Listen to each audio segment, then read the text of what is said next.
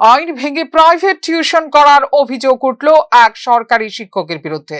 অভিযোগ, জোলাইবাড়ি কামলা হাই স্কুলের শিক্ষক নান্টু নমো দীর্ঘদিন যাবৎ সরকারি চাকুরির সাথে প্রাইভেট টিউশন করছেন।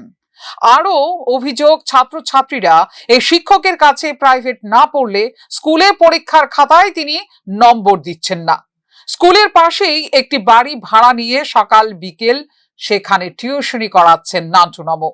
প্রাইভেট টিউশনির জন্য তিনি প্রতিনিয়ত স্কুলে আসতে দেরি করেন। একইভাবে তিনি ছাত্রছাত্রীদের নিজের ভাইয়ের কাছ থেকে খাতা এবং স্টেশনারি সামগ্রী কিনতে বাধ্য করেন বলেও অভিযোগ। সরকারি শিক্ষকের এই অবৈধ বিদ্যা ব্যবসা নিয়ে তীব্র ক্ষোভ তৈরি হয়েছে অভিভাবক মহলে।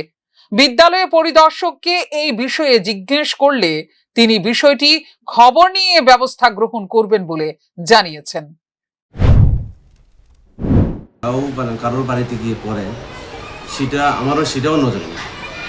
যদি গভর্নমেন্ট থেকে বলা আছে কোনো শিক্ষক টিউটার বা টিউশনি করা নিষিদ্ধ, এমন যদি প্রমাণ থাকে তাহলে আমি ঊর্ধ্বতন কর্তৃপক্ষের কাছে অবশ্যই নজরে নেব, কিন্তু আজ পর্যন্ত আমার কাছে এখন সেই রিপোর্ট।